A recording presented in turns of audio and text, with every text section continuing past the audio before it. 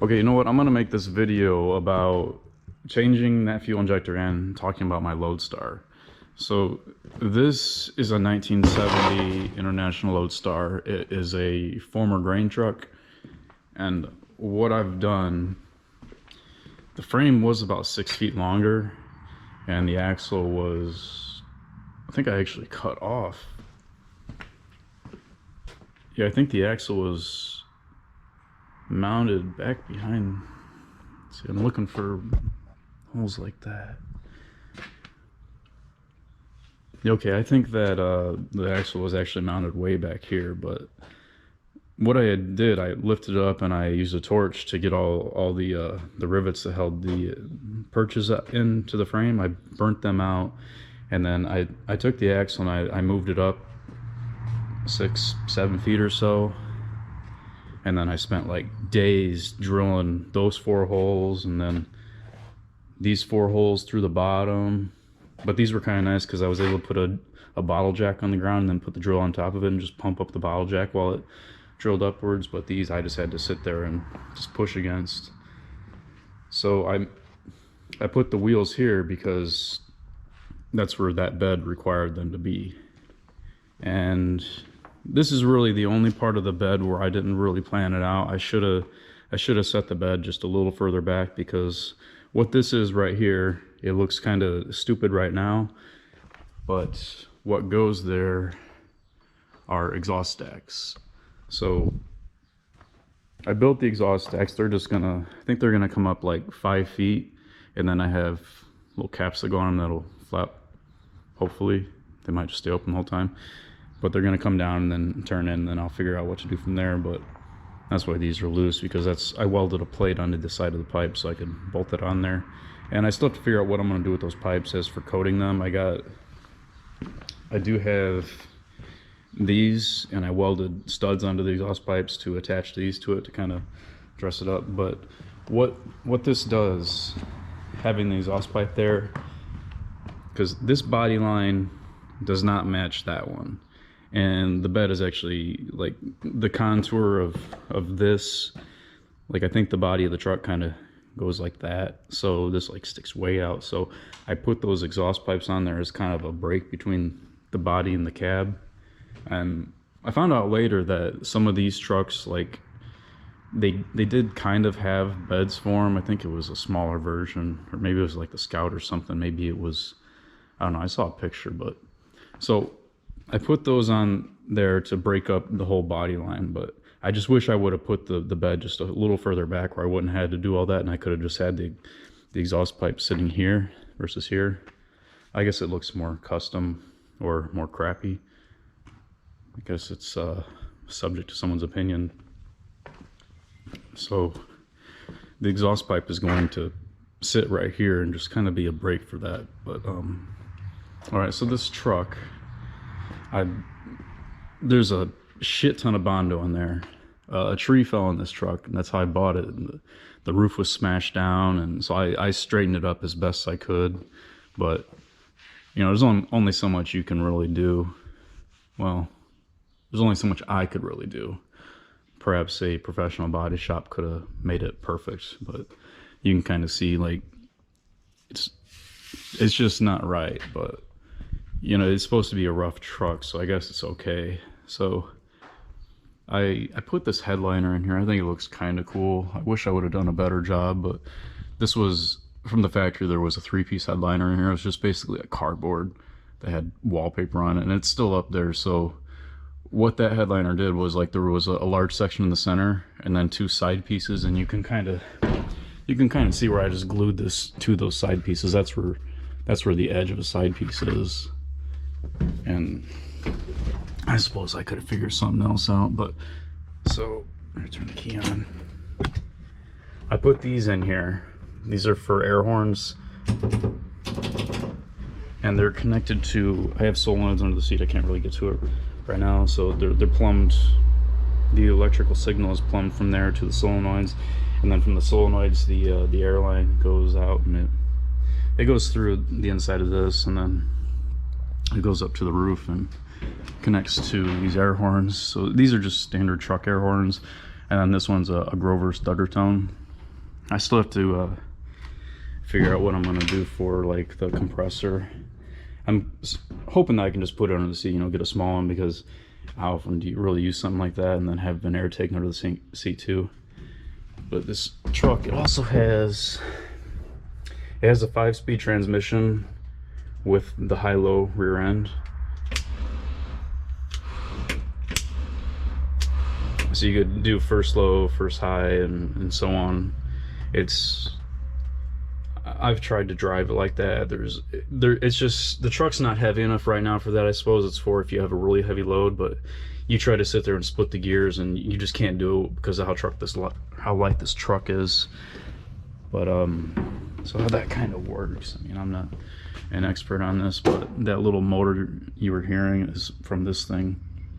There's an electric motor in there, so this is the 2-speed rear end, and I think there's like 2 pinions in there maybe. So you pull and push that switch, and that motor does something. I think it makes it go in and out. There's probably like a shaft, and there's 2 gears on it, and I don't know. So this truck, I bought it for $600, and then I bought the radiator for $700. Then the bed I bought for another $600. And then these wheels, because it used to have the locking ring wheels with the bias ply tube tires, and that was just not something I wanted. And I know it wasn't completely necessary for me to buy these wheels and tires to retrofit, but I think it was probably a good idea. So now I have radial tires on here. The backs are recaps, and then the fronts are virgins, and I love virgins, so that's a joke. So they're kind of modern tires. They're 10R 22.5 versus the standard 11R 22.5, so they are a little bit difficult to find.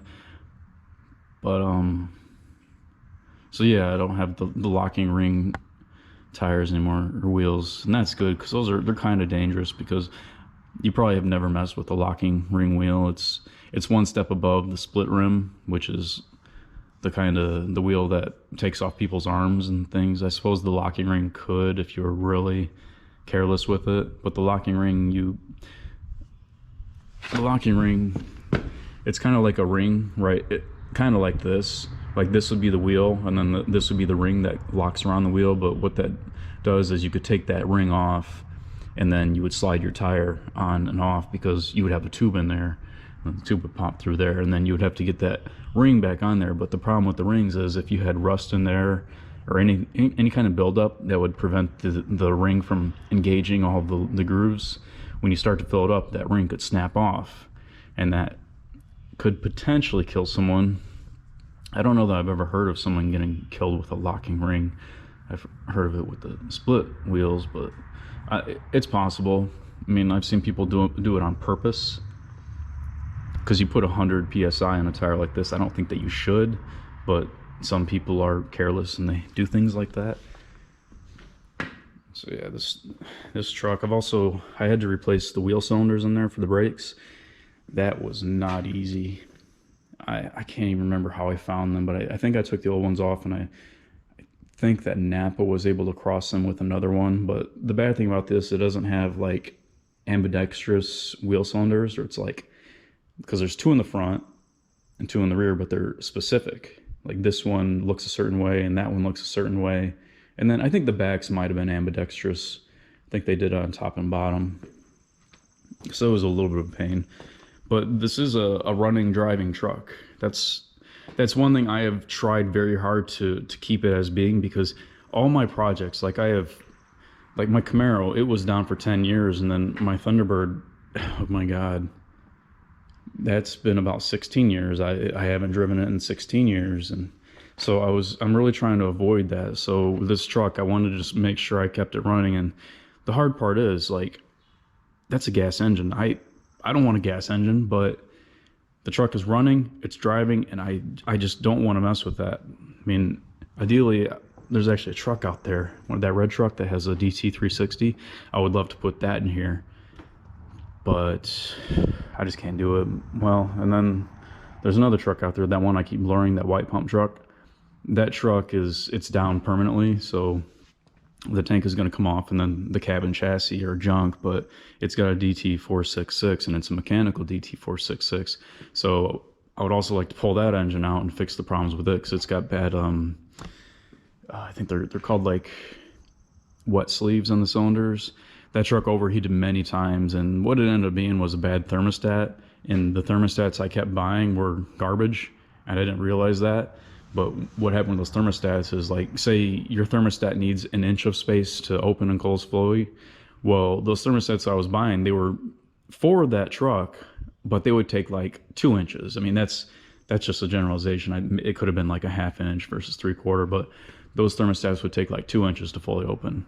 So they would open up a little bit and interfere with something inside the housing and just stop them from opening. So the truck would constantly overheat. So a truck like that with wet sleeves, you overheat it, you ruin those sleeves that prevent the water from entering into between the cylinder walls and the block, because the sleeves are separate. They're not machined right into the block.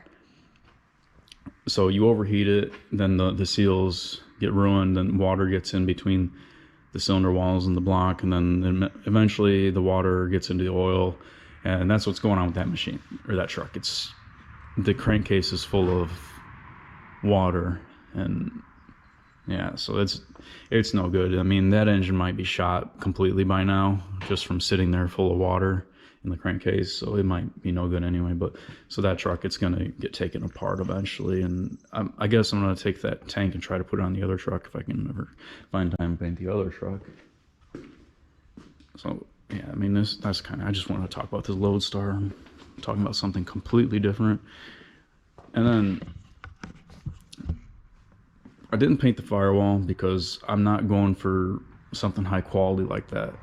I've spent enough of my life trying to make really high quality cars, and it's like, even if I go anywhere to show them off, I'll go into these car shows and people are like, "Oh, is that your dad's car?" It's like, I'm fucking middle aged. Why would I be driving my dad's car to a car show? And then people are so obsessed with winning. It's like, all my stuff I do almost 100% myself. The engines, I can't machine them.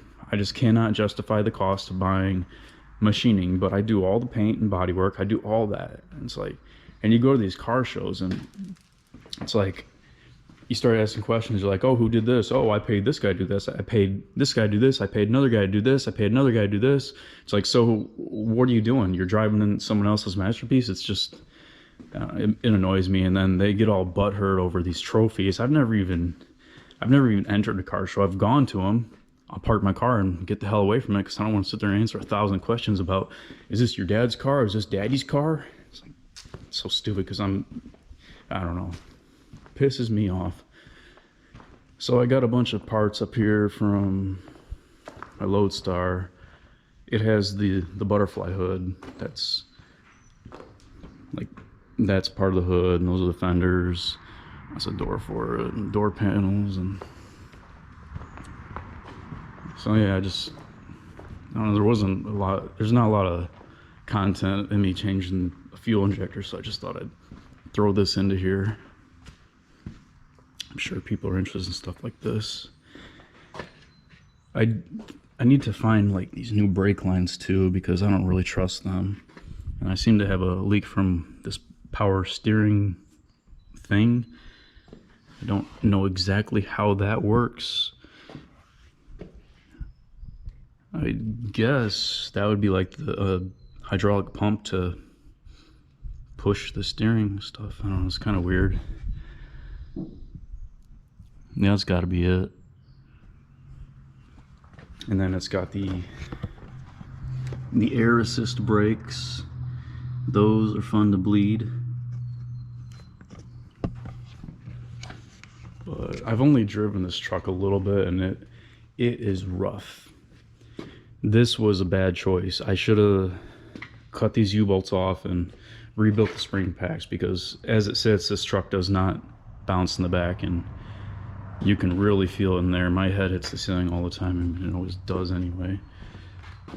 But that's probably why they have these seats so spongy, just to take up some of that. And then I was looking at this, I'm like, you know what? It doesn't have any shocks. I guess it was just designed that way. I thought maybe I'll add some, I don't know.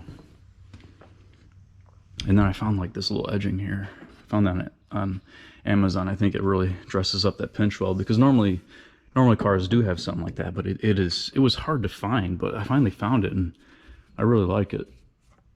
I think it really does something there. And then this back window, because when I painted it, I pulled the front and back window out, and these, I cannot find these seals, so I had to try to reuse it. And you can see, if you ever did any windshields or anything like this, where you basically you put the seal around the window, and then you take like this inner groove and you put a rope in there, and then you have someone push from the backside, and then you're in here and you pull the ropes and it folds the seals out. Well, when these seals get old and brittle like this, you try to pull and the rope will tear through it, so that's why it looks like that. And the front actually had a lot better luck in the front. I didn't get too much damage. I mean, there are some spots where it's kind of ripped. You can still buy the front windshield seal, but I think it was like $700, maybe more than that, so I didn't get it. And this truck, it's a 1970, so it is pre-seatbelt. I know that doesn't make sense because everyone's thinking, hey, there was seatbelts in cars and everything in the 60s, and that's correct. But trucks were different. They didn't. I think 71 is when they actually changed it for trucks. So you can tell that they were preparing for it, because you see that bolt there? That's where the top seat belt would bolt. But 1970, it didn't come with the seat belts, so it doesn't have any. I probably should add them. That'd be a good idea. I probably will find something for that. But yeah, I think it's a pretty cool truck. I wish I had it more together, but there's always just so many other things that I need to do other than work on this. And like right now, you can see I've been working on the bed a little bit, and it's tough because it's like everything I ever get is just beat to shit, you know. And then I sit there and I just try so hard to make this stuff right, and I know I overdo it. Like I try way too hard, but I end up with really good quality stuff. But it's like, you know, because I try to think about like these body shop guys, how are they turning these cars out when it takes me a month to get something like this done? And I think it's all, I have been trying to get different tools. Like I bought another DA and I got an interface pad, and that's actually helped me out a lot. I've had this for a while. It's a Hutchins Hustler 2000. That's one of the best investments you can make when you buy bodywork tools, because it's so much better than let's see if I got a block out here. One of these, you know, sitting there going back and forth like that. I did that on my Camaro with one like that, and it was the worst. And then I bought this Hutchins Hustler, and it does the same thing, you know, only pneumatically, and it's like you can just buzz right through something. Like same with this door. This door was, you know, pretty wavy there, and after beating it with a hammer and doing all that work, that Hustler just like took it down to smooth so quickly. Yeah, but it would be awesome to get this bed back on there, because that would just make me feel a lot better about the whole project, and it would encourage me a little more. And then this is my lifting mechanism. I have a pulley up there that I'll hook that into, and then a hand crank over here. I did that pulley like I have a pulley there and a pulley there, and then the pulley in the center. It cuts the workload in half, because when I had it just going up to that one pulley and dropping down, it was tough to crank it. But splitting up the workload, that really helped. I suppose I could do more pulleys, but I only had so much cable to work with. Hi, birds. Really prefer you not to be in here. Oh well. As long as they don't shit on anything, they're fine. Yeah. This bathtub, I took it out of a building that was about to be torn down. I wish there was more of them. There was three, no, there was four bathrooms. No, three bathrooms in there, but two of them had been remodeled, so they would have had clawfoot tubs, but you know, they were long gone. This one was out of the last bathroom that hadn't been remodeled, so I took that. That's gonna go in my house eventually. In my house right now, it has two bathrooms, but I'm gonna have a third. And well, I guess if you look at the paperwork, I only have one, but I had added one in my basement last year. That was, I wish I would have had the GoPro then, because I jackhammered out a bunch of the floor and did a whole bunch of work there. But yeah, I added a bathroom in my basement. So this bathtub is actually going to go in like the main floor. You know what? No. I'm putting the bathroom in the second floor. And I think what I'll do is I'll have that tub and I'll have a stand-up shower. I'll have both of them, because that room's like, it's 15 by 12, so there's plenty of room. The reason I don't turn it into a bedroom, which would make sense, is because it has a sloped roof. It was like an attic, so there's only like 10 feet wide that you can really use, and even at that, you have like, at the side there's gonna be about 5 feet tall, and then it just goes down to about 2 feet tall at the edges, so you have a lot of dead space that you can't use in there. So that's why I didn't want to do that as a bedroom or anything, and I'd rather just do it as a bathroom. Plus I'm gutting the kitchen, so it's easy to do the plumbing underneath and everything. So yeah, I think that's where that's going to go. But what I'm going to do with that is I'm going to clean it all up, and then I'll probably hang it from that hook, and I'll spray the whole thing in one of those bathtub enamels. So that'll be kind of nice. Always looking for crap like that. So yeah, that's I don't know, I guess that makes this fuel injector video a little more interesting, to sit there and talk about my Lodestar project. And then I suppose it could be kind of